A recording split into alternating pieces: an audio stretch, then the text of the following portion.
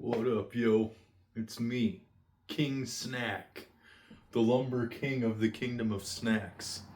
Today, what we're gonna do is we're gonna free Azazel, the little rapscallion, little troublemaker that he was or is, or however you wish to interpret it. But the one thing I want to be clear about Azazel, the little goat guy, is that he is by far and away one of the most misunderstood parts of the Bible. Flat out, I think so. Namely because, like, Christianity did away with the Book of Enoch for some reason. Now, I've got my theories as to why the Catholic Church, more than any other church, would have done away with the Book of Enoch, and it's because in the Book of Enoch it kind of says that, like, the people who follow the first Son of Man. Which, fair. Jesus was great. I love Jesus. I'll never say anything outside of that. He was a true teacher, true source of wisdom, and he was the Savior. I'm not going to take that away. Anyone can use that. It's just if people want to say, Jesus saved them or is going to save them, well, they better have some credible backing up to do with that. Why is Jesus saving you? Huh? Ever think about that? Why is Jesus saving anybody? Well, because, it's kind of, we refuse to believe that every single human being born of the dust and the sperm drop are wicked and evil. A lot of times they're just kind of stuck in the same cave I am stuck in. I think we're all stuck in the cave. That's like the whole Plato's allegory. But I think that the cave is also, Sheol, the kind of like Tartarus area. I don't know if it's like Tartarus explicitly, but anyway, I'm getting off topic. The point of Jesus being the Savior is that he says that when the judge shows up, I don't know who that judge is. I don't know what the judge's name is or who's gonna show up to be that judge who freaking Allah sent to judge the world. I don't know. One thing's for sure. He said, as long as you love thy neighbor and treat everyone with respect and you try your darndest to be a decent human being, to at least, submit yourself before God. Do you know what submitting yourself before God, Allah, really is? It's acknowledging that there's a power outside of you that is bigger than you. That's the real truth of it all. Because the true secret of Allah and the true secret teachings of Christ is that if you ever need to find Allah, you ever need to find God, look no further than the little spot in your mind, third eye, called the pineal gland. That's the throne of God. It really is, I think. Pineal gland is extremely important, but we're sidetracking. Like I've said, I'm one of those people that whenever I feel I'm necessary to speak, or I have words that are meant to expel themselves from this mind and this body, then I must do so. And it felt important to remind everyone that Jesus taught of forgiveness, which is why we're forgiving Azazel. Jesus talked of liberating people from the shackles of humanity, which is why we're freeing Azazel, little goat guy. Everyone will love him. Everyone will love the little goat guy. They go to prophecy and destiny, as we'll call him. But what is this little goat guy? Who is Azazel? Why is this lumber king talking to me? Doesn't he know about the horned one? I do. Trust me. But anyway, Enoch's account. So Enoch was a book in about 100 and whatnot BC, about the same time of the Maccabee revolt, I believe. When they were basically going through all the Old Testament books and rewriting the prophetic parts to conform to their beliefs of what was going on in that time, even though, Daniel, the book of Daniel, it's like, listen, the angels, they're like, dude, we're going to tell you these freaking secrets, man. We got this scroll and we're going to seal it right back up after we tell you how long. But trust me, it's far more distant than you think, but coming up quick. And during the Maccabee revolt or whatever, they were like, yeah, 300 years enough. No. Because they're still talking about the Day of Judgment long after Jeezy Boy. That's right, the Christ. My homeboy. My twin. My brother, yeah. But, you know. Anyhow, in Enoch, we're told about these watchers. These super physical forms, maybe fallen angels, maybe time travelers, maybe even watchers is just the fact that we're constantly being surveilled by, at the very least, I think the 4 archangels in control of us. You know, I like to think we're entertaining to a certain weird little degree, but, you know, who knows? Who really knows?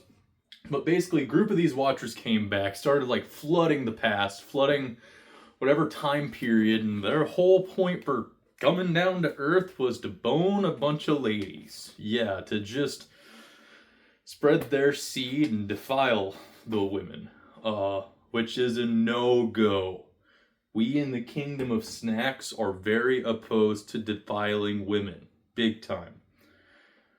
We don't do that here. And people who do that will receive the harshest sentencing under my rule. But basically, in the Watcher's account with Enoch, you kind of meet a bunch of different characters. But the 2 that are the main ones are Samyasa, who basically goes, he's the leader of the bunch. He truly is. He's the one, if it was a time traveling group that decided to go back in time, you know, he was the one who decided that that was the time to do that. And to, you know, he was going to lead this, and then they were going to, you know, restore something to Israel to its former glory. Let's be real. It was the Zionists. I'm pretty positive it's the Zionists. That being said, Sanyaza more or less kind of said, you know, I have a feeling they're going to pin this entire sin on me, and I'm going to get in trouble for it. Yeah, that wasn't the case. Basically, this little guy, Azazel, like, Semyaza taught everyone, like, sorcery and, like, dark arts and, like, the shadowy, creepy, weird stuff that shouldn't really be going on here. But what Azazel had taught them was he taught them how to craft weapons, how to craft shields, how to craft things out of metal, mostly for defense, because if we run at this from like the angle of a time traveler going back to the past, and you know, there's a lot of nuance for like what time travel actually would be, which, you know, we can go into. I think it's more like save states, like in a video game.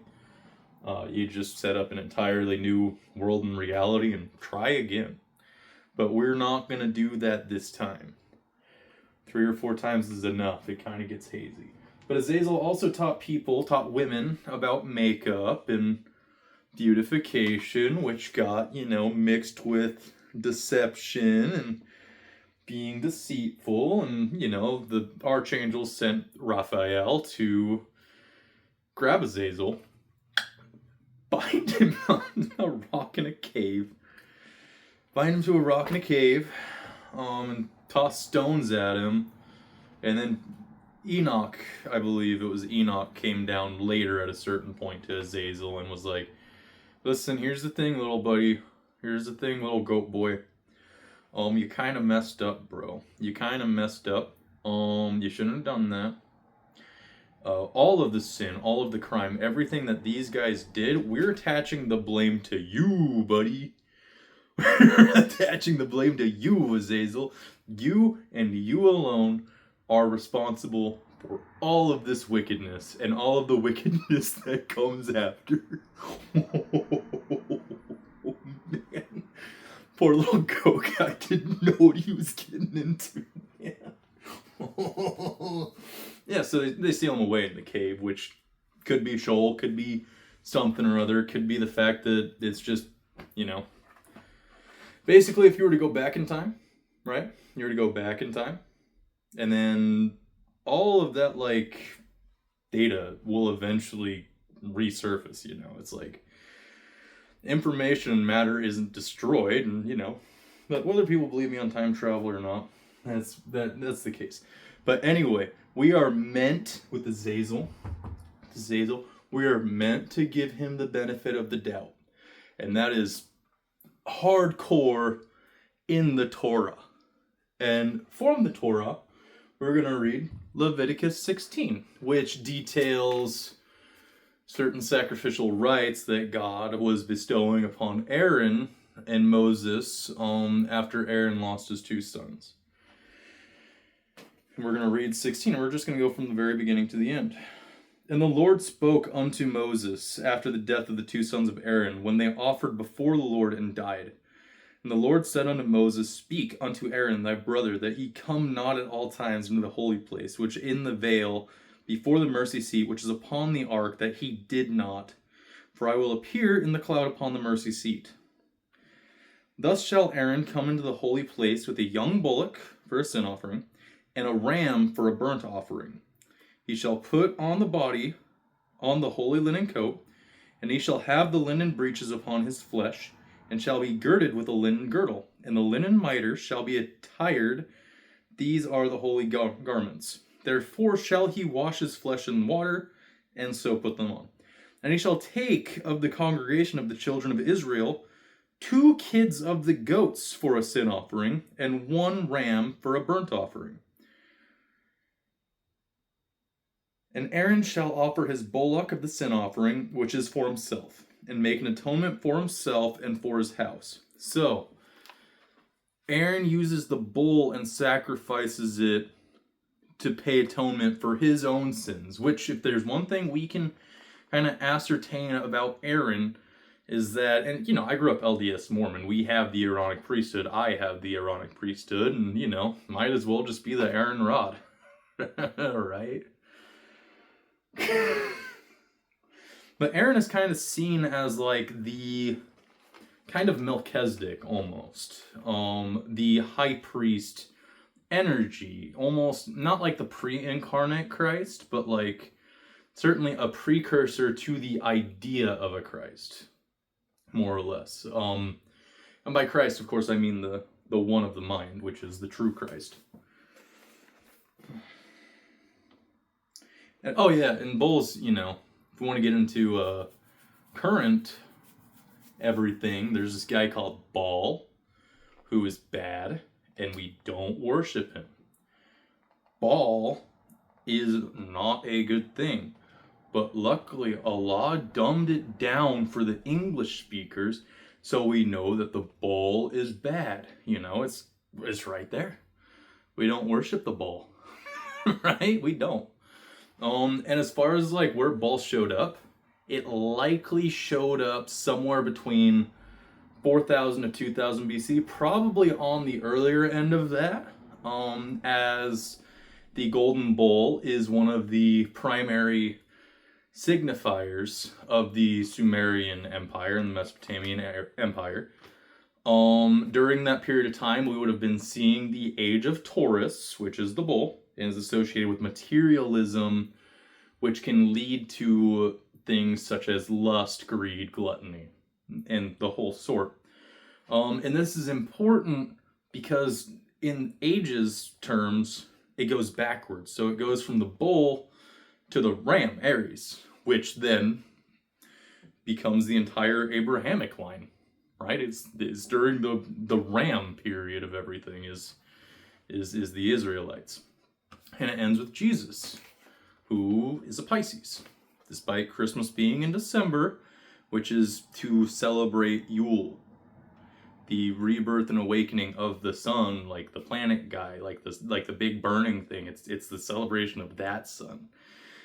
But the Christians, like a lot of hardcore Christians, don't want to let you know that they were the bad guys a lot of history, like big time. I mean, you take like someone like Jesus, whose entire life was meant destroying an oppressive state religion, and now his most loyal followers are creating an oppressive state religion over him. Like,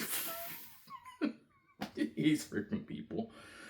Oh yeah, you guys still haven't even figured. Well, actually, we're getting to that dang late, but we're gonna continue. I just like rambling. And he shall take the 2 goats and present them before the Lord at the door of the tabernacle of the congregation. And Aaron shall cast lots upon the 2 goats, one lot for the Lord and the other lot for the scapegoat, Azazel.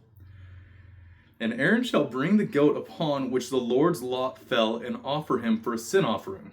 But the goat on which the lot fell to be the scapegoat shall be presented alive before the Lord to make an atonement with him and to let him go for a scapegoat into the wilderness.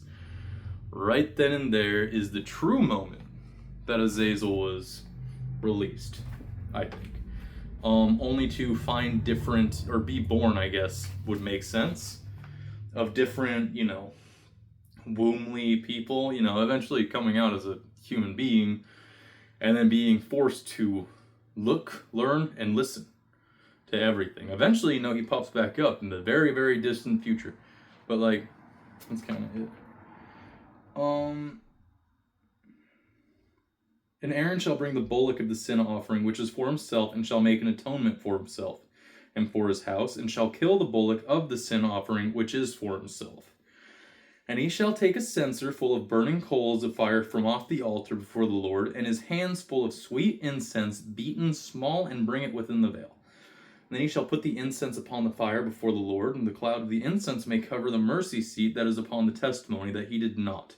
And he shall take of the blood of the bullock, and sprinkle it with the finger upon the mercy seat eastward, and before the mercy seat shall he sprinkle of the blood with his finger 7 times. Then shall he kill the goat of the sin offering that is for the people, and bring his blood within the veil, and do with that blood as he did with the blood of the bullock, and sprinkle it upon the mercy seat and before the mercy seat. And he shall make an atonement for the holy place because of the uncleanliness of the children of Israel, and because of their transgressions and all their sins, and so shall he do for the tabernacle of the congregation that remaineth among them in the midst of their uncleanliness. And there shall be no man in the tabernacle of the congregation when he goeth in to make atonement in the holy place, until he come out and have made an atonement for himself and for his household and for all the congregation of Israel. And he shall go out unto the altar that is before the Lord, and make an atonement for it, and shall take the blood of the bullock and of the blood of the goat, and put it upon the horns of the altar round about it. And he shall sprinkle of the blood upon it with his finger 7 times, and cleanse it, and hallow it from the uncleanness of the children of Israel. And when he hath made an end of reconciling the holy place and the tabernacle of the congregation and the altar, he shall bring the live goat. And Aaron shall lay both his hands upon the head of the live goat, and confess over him all of the iniquities of the children of Israel, and all their transgressions and all their sins, putting them upon the head of the goat, and shall send him away by the hand of a fit man into the wilderness. And the goat shall bear upon him all their iniquities unto a land not inhabited, and he shall let go the goat in the wilderness. And Aaron shall come into the tabernacle of the congregation, and shall put off the linen garments, which he put on when he went into the holy place, and shall leave them there. And he shall wash his flesh with water in the holy place, and put on his garments, and come forth and offer his burnt offering, and the burnt offering of the people, and make an atonement for himself and for the people. And the fat of the sin offering shall he burn upon the altar, and he that let go the goat for the scapegoat shall wash his clothes, and bathe his flesh in water, and afterward come into the camp. And the bullock for the sin offering, and the goat for the sin offering, whose blood was brought in to make atonement to the holy place, shall one carry forth without the camp, and they shall burn in the fire their skins, and their flesh, and their dung.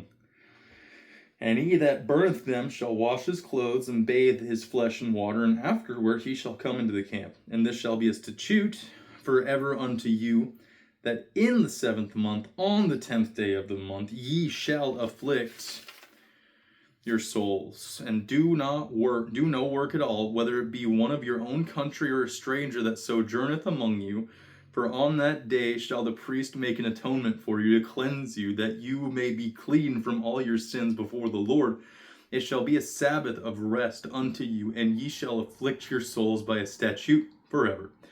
And the priest whom he shall anoint, and whom he shall consecrate to minister in the priest's office in his father's stead, shall make the atonement, and shall put on the linen clothes, even the holy garments. Then he shall make an atonement for the holy sanctuary, and he shall make an atonement for the tabernacle of the congregation and for the altar, and he shall make an atonement for the priests, for all the people of the congregation. And this shall be an everlasting statute unto you, to make an atonement for the children of Israel for all their sins once a year. And he did as the Lord commanded Moses.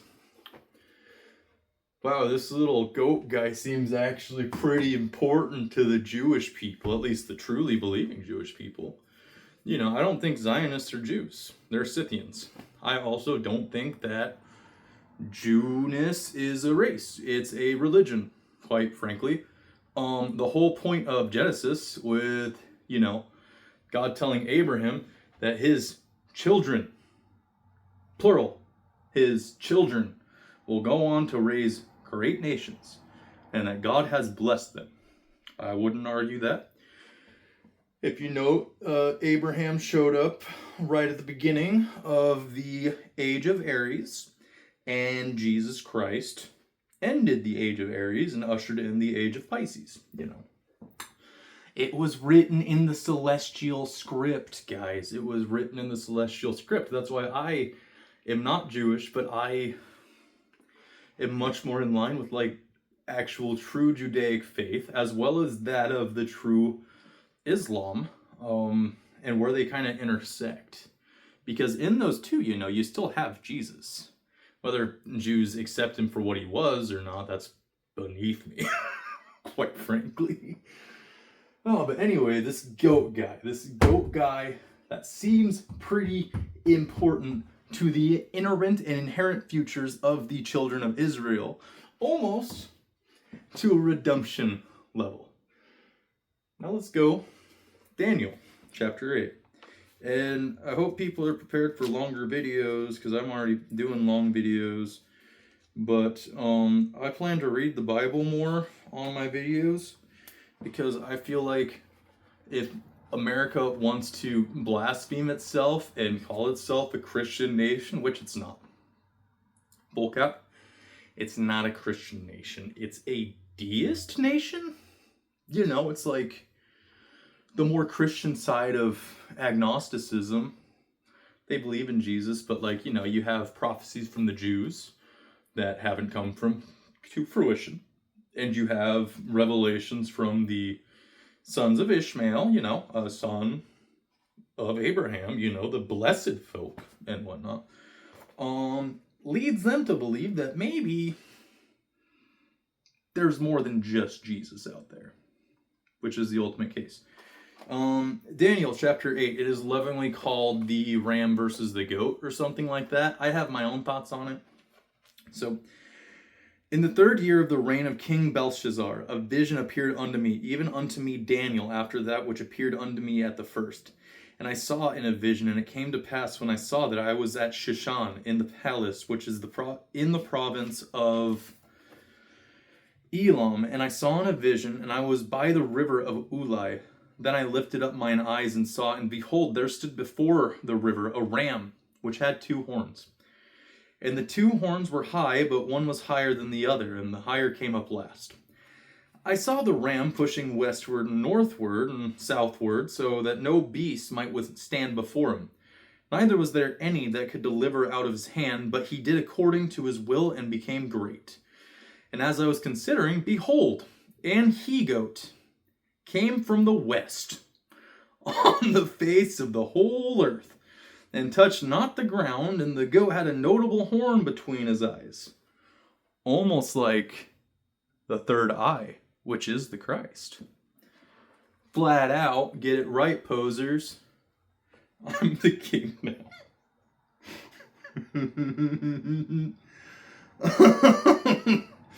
Gosh, and he came to the ram that had 2 horns, which I had seen standing before the river, and ran unto him in the fury of his power.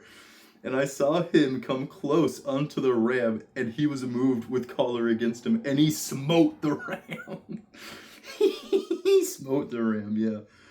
That had 2 horns, which I had seen standing before the river, and ran unto him in the fury of his power. And I saw him come close unto the ram, and he was moved with choler against him. Oh, I already read that. There was no power in the ram to stand before him, but he cast him down to the ground and stamped upon him, and there was none that could deliver the ram out of his hand. Now, in that specific part where it says that had no power in the ram and the goat cast into the ground, kind of seems like a level of, hey, Michael cast down Satan from heaven onto earth. This falsely generated,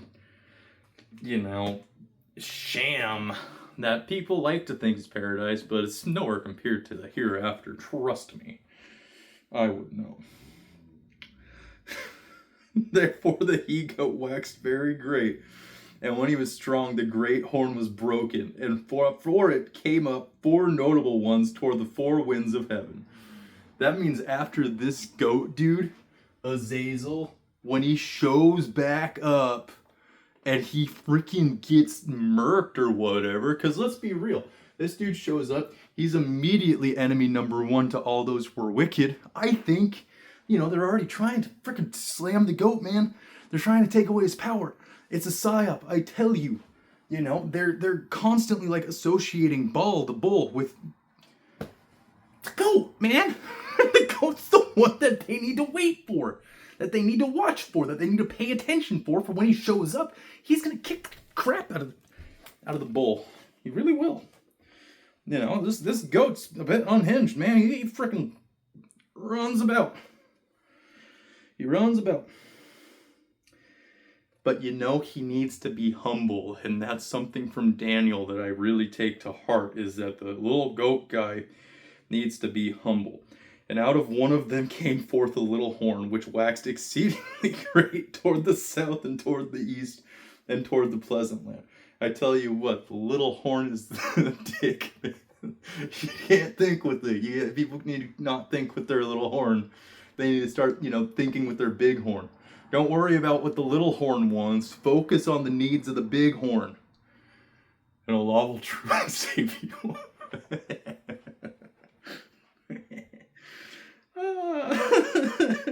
And it waxed great even to the host of heaven, and it cast down some of the host and of the stars to the ground and stamped upon them. Yea, he magnified himself even to the prince of the host, and by him the daily sacrifice was taken away, and the place of his sanctuary was cast down. And an host was given him against the daily sacrifice by reason of transgression, and it cast down the truth to the ground, and it practiced and prospered. Gosh, it's just time travel, man. It's just time travel. It's like the 3rd or 4th iteration. I promise you, it's definitely a real thing.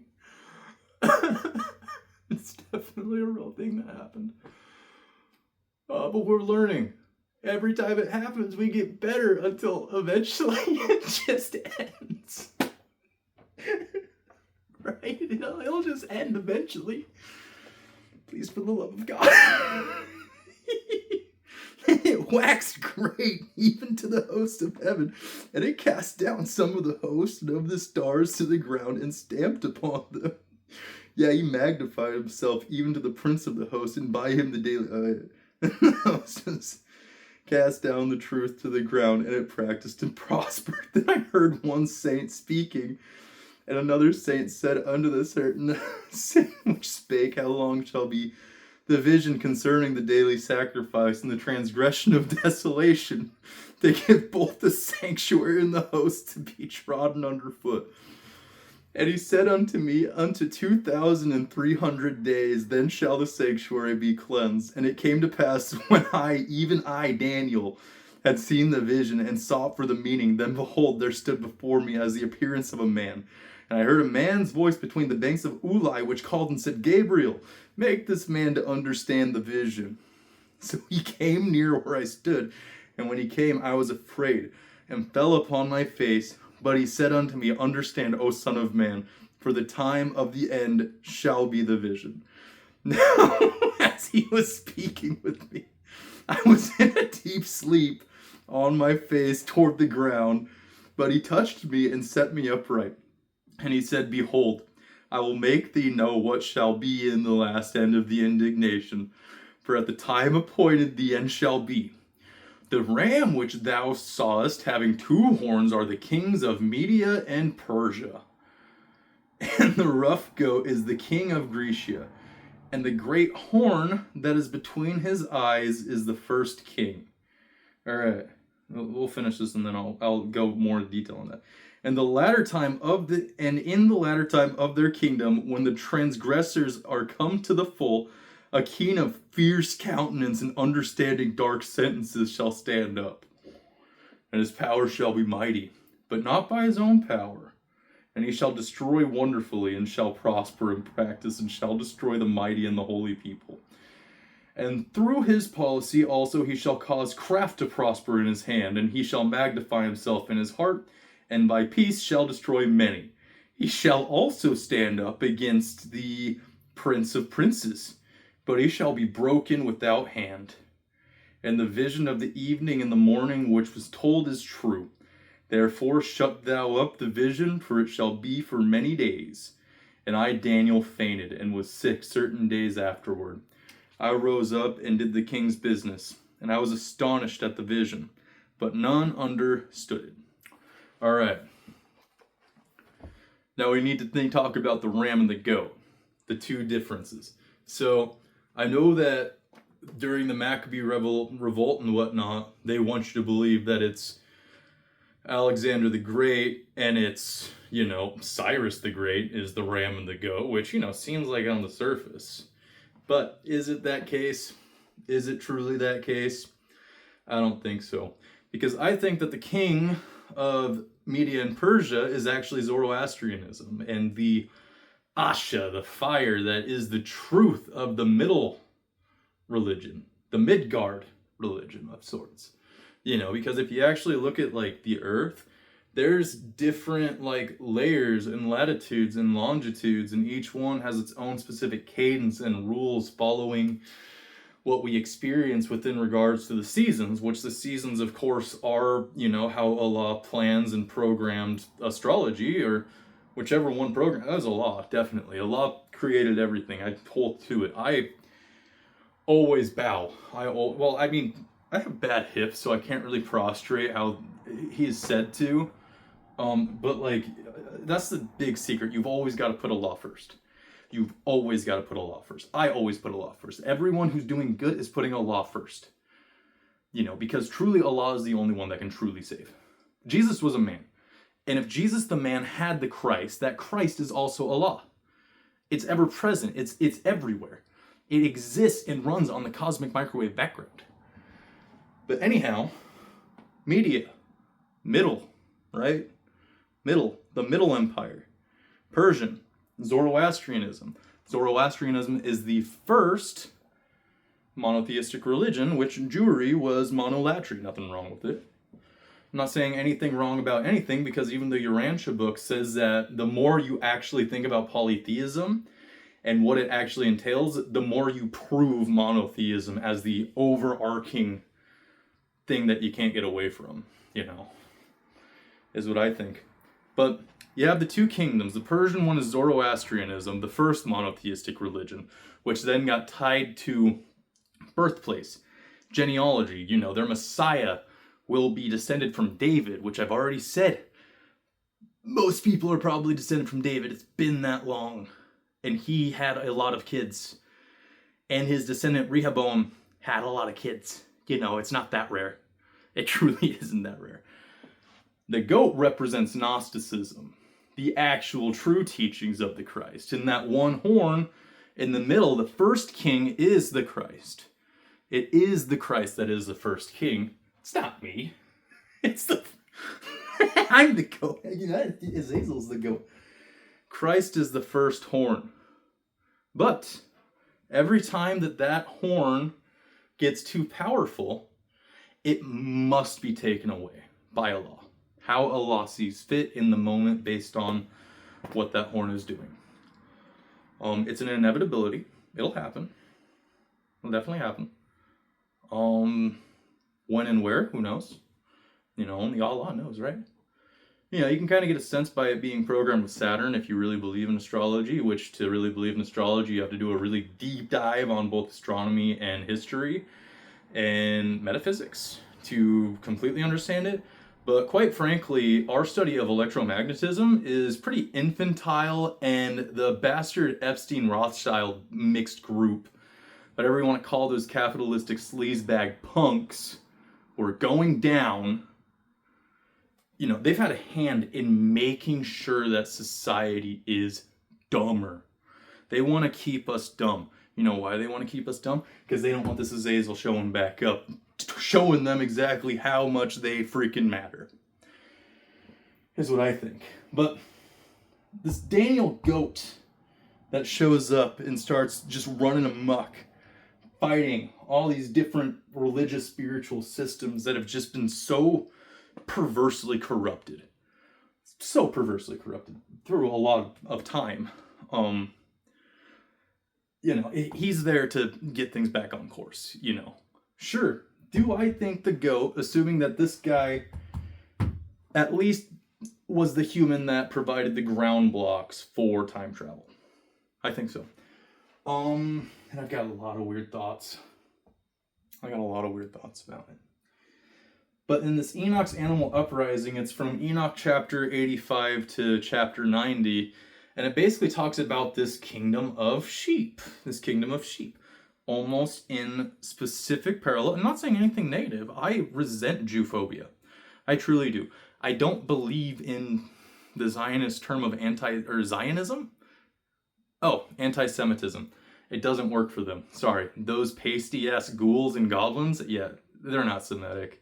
You know, you see people who are like Lebanese, who are like Jordanian, who are like freaking actually from Palestine, and they have very clearly Semitic features, and there's absolutely nothing wrong about that. You know, I think anybody who reduces people to their race is stupid, dumb, and deserves to be eternally collapsed. Truly, I think this unto you. But yeah, no, it's just when you say anti-Semitism, they're just trying to loop themselves who are from Eastern, kind of like more middle region Europe, not the cool Northern European whites, you know, that are descended from the Tuatha De Danann, possibly. Who really knows? But the Tuatha De Danann and time travel means that the Irish people are one of the most inbred in our known history. I think that's something for them to celebrate. I think. But this animal uprising, that I need to keep things on freaking track, and I'm such a scatterbrain. I'm so freaking... I gotta get more in touch with the, you know, the third eye, that sacred chakra. But this animal uprising, it just gets to a point where this glorious ram shows up, who leads softly, who helps the meek, who does that. And that glorious ram is Jesus. 100% that glorious ram is Jesus. I hold to it. But he perishes, and he perishes because of the cruelness of the other sheep, who didn't like what he was saying, who didn't like the fact that he just, you know, didn't buy into the weird level of financing the frickin' temple, you know, charging usury, being hypocritical, despising the poor, and more importantly, harming frickin' children, which is not okay, which those that harm children are going to be taken out by Allah, however he sees fit. I don't freaking care how it happens. Like the ones that are like there's some real sick, depraved shit in the Epstein files. Super freaking depraved. And they're just trying to get you to move on from it. We're talking about like everyone who was seething about the Epstein files, which book was it that there's a Gnostic text, an apocryphal text that basically says, luckily at the time of the end, there will be a ledger and a collection of the atrocities that these people who are marked for, well, death. Because living on Earth, this is a planet of death, you know. We're all going to die. No one lives forever. At least not on this Earth. In this procedurally generated, falsified reality created by that. Yeah. someone who made a mistake millennia ago and is sorry that they made that mistake because it really became a thorn in their side. I'm, of course, a human, so it couldn't have been me. But somebody did it. But in this animal uprising, right? They freaking, in this animal uprising, it just gets to such a bad point until this new one-horned creature called a debella. Now, what a debella is a ibex? Yeah, an ibex, which is like one of those giant mountain goats.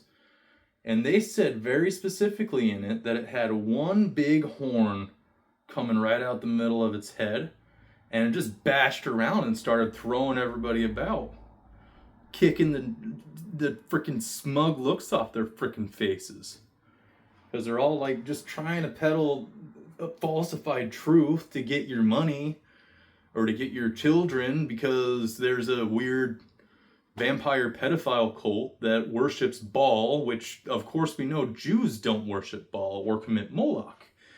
We know for a fact that anybody who commits Moloch, who sacrifices a child, who partakes in that innocent flesh, they aren't Jews.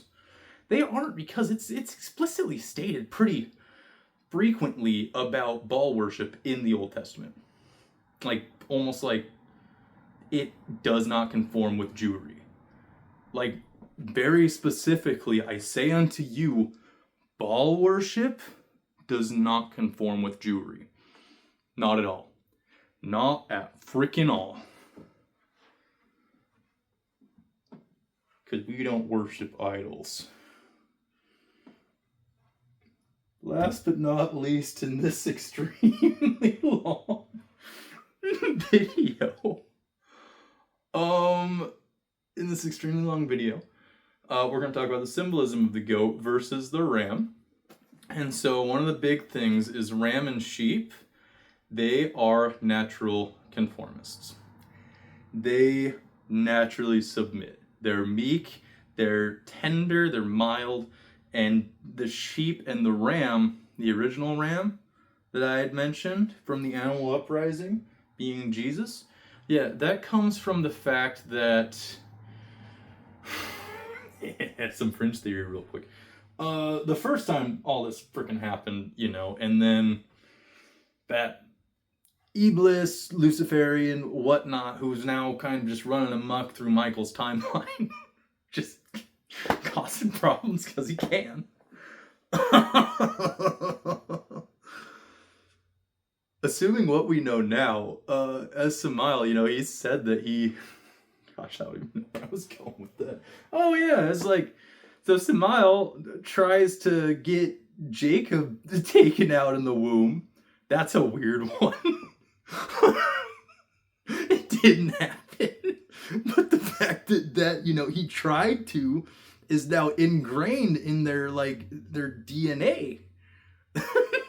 Them, being special. And then even oh man, it's like, I think circumcision was a cruel joke. I do. I think it was a cruel joke. Gosh, I think he's just the Lucifer one, the Yahweh, the lesser storm being that disobeyed. He was like, I'm gonna usurp everything and give all the... Totally tried to usurp Allah's plan entirely. Tried putting himself forward, which is a bad call. It should be taught about humility and not repeating mistakes. But yeah, so they get Ishmael first, right? The whole thing is you get a son. Here you go. You get Ishmael. Great. Fantastic. Suddenly Sarai doesn't like that. Sarai's like, well, actually, I don't really know. And then God, or the one that was there, at the very least, because I think they specifically separate, Lord and God, and then it gets combined, and then it gets mixed, and there's different lords. It's like Allah is above all. He has subcontractors, though. That's what I think, like the machine elves. But yeah, basically he comes up and he's like, hey, sacrifice your son to me. Just testing. Because if we're running with the idea that this happened because of the wickedness that had happened in the future, and he was trying to remove it and make sure it wasn't there, he'd want to make sure that Abraham wasn't that type of person. Which is then why, Michael, which is Lucifer's twin, popped up and was like, wait, guys, it was just a prank, bro. It was just a prank. Here's a ram for you to sacrifice instead. Well, about 2,000 years after that point, that ram became Jesus, the literal Messiah for you guys. At least, at that point, the Savior who was Jesus, the Isa, who is not the judge. The judge was to come later. Wonder what Isaiah said he'd be dressed like. But the symbolism of the goat is that goats aren't naturally conforming. Goats are oftentimes isolated and independent, which is why Azazel is like, obviously it's not great that he got locked in the cave, but he understands the punishment. He gets it. He understands. He didn't do the right thing or something, and then got punished for it, and that happens, and we're always meant to be humble before Allah. But these goats are they just run wild, man. Which is why the goat in general, Pan and the horned god because my people believe in different things. And they have the same thing where Allah is above all, but they also have other parts of it, like this horned god of sorts, who is a, reflection or something of the moon mother and whatnot. And they also have a lumber king. King. Which is associated as the Horned King a little bit, it kind of all goes back and forth. Other cultures, the real big one, and we'll get into it by reading the actual chapter, the whole chapter, comes from Islam. Big time. Islam is big fans of the goat. They cannot wait for this goat to show up, man. It's like, they know for a fact this goat's gonna show up. He's gonna be a homeboy of Jesus. He's gonna be, it's why they have their whole 12er association is over this 12th Imam who's supposed to show up. Nobody knows what he's gonna look like. Nobody knows how he's gonna operate. They have some little ideas, but, what was it? Occultation is what they believed, because the 11th Imam didn't have a son. And so people are like, nah, he's hidden away. And, Allah does hide people away. I'm not going to say Allah doesn't hide people away. I guess he had Raphael hide Azazel away in the Dude-El. There you go, buddy. You figured it out. We're sending you right back to hell. Dude-El is where they sent the desert region. Is where they sent him. But specifically, because I mentioned that with Islam, is in chapter 18, the cave, which has extreme symbolism to Plato's cave. So we know, and very, very heavy Greek influence, so we know that that's something Gnostic. Anything Greek is Gnostic. In religious texts and everything, Grecian is Gnostic. Big time.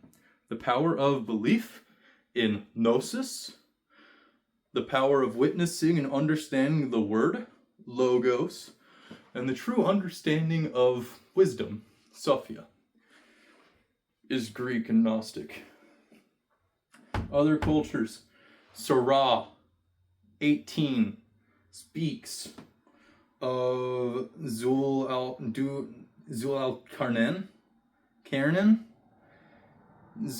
al-Karnen, I don't speak Arabic. I have never even tried.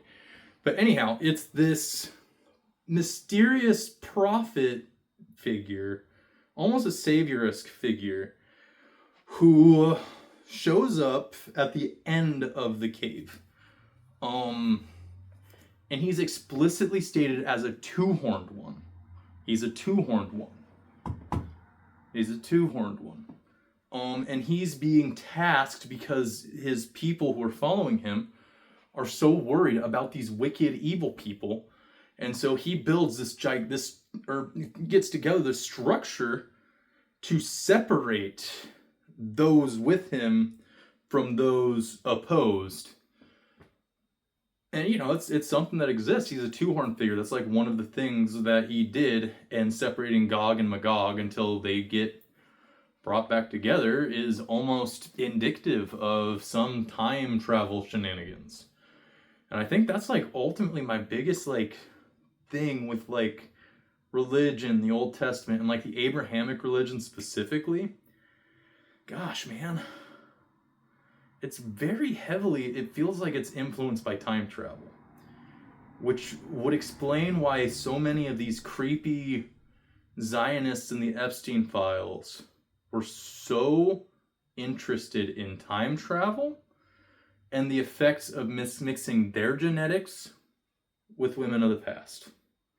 Almost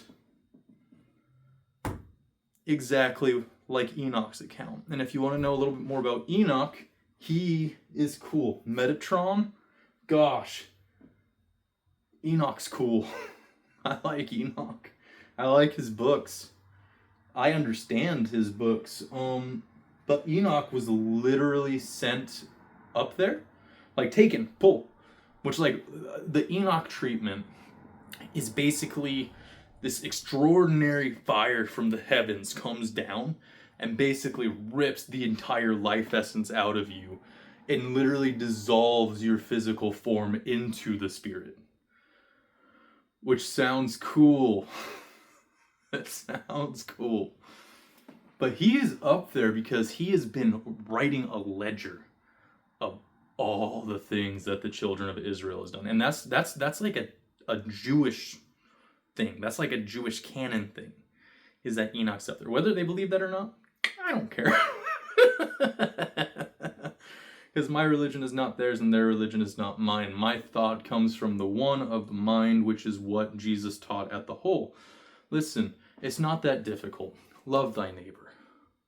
Be charitable when you can. Give people the benefit of the doubt. Free them. Forgive them.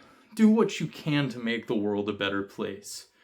But know that a big portion of non-canonical texts that Christians just choose to avoid literally say that their weird inherent fascination and worship of the man that died on the cross that was Jesus is going to lead them to ruin and has led them to ruin because that's worshiping mammon.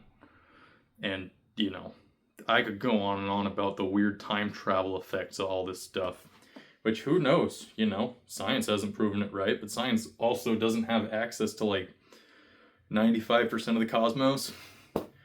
They haven't even figured out the Riemann hypothesis, or let alone figured out how to make an entire new number system out of the square root of 2 as an inherent opposite of binary. But I tell you which kingdom has created that number system. The kingdom of snacks. And snacks, this right here, this is about cutting the head off that snake Ouroboros so he doesn't eat his tail again and send us all through this hellhole pit of nonsense that always gets to people the way that they are. Anyway, I leave this with you. I hope you've gained from it. All I wish is to spread the true knowledge and wisdom of Allah, the one of the mind, who exists outside of everything and inside everything. Now, as a protest, if anybody wishes to claim themselves as part of the kingdom of snacks, just start asserting yourself. Just start saying, my feet are planted firmly on the soil of the kingdom of snacks. What are they going to do? Kick you off your land? That's your land and you're standing your ground. Anyway, peace out. Snack out. Girl Scout.